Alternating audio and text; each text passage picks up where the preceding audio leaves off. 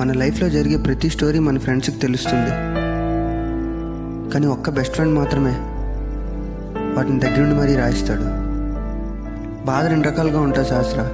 ఒకటి మనల్ని హర్ట్ చేసేది అయితే, రెండు మనల్ని చేంజ్ చేసేది. నా వరకు చేంజ్ అంటే వాడు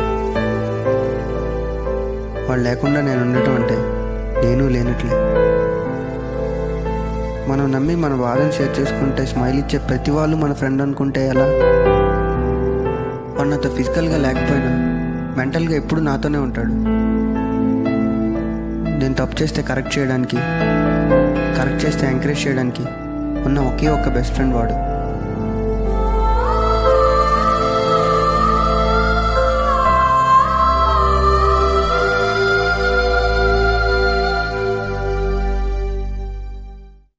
స్నేహం మరణం కూడా వేరు చేయలేని బంధం. స్నేహితుడు ప్రాణం తనువుని వీడిన ఆ ఆత్మ మనుషుని పట్టిలాగే నేస్తం.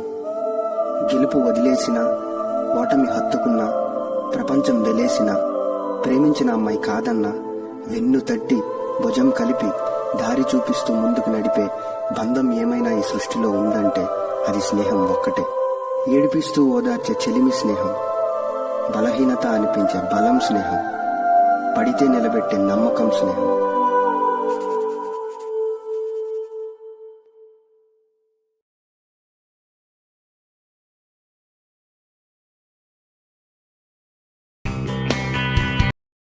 Share chat.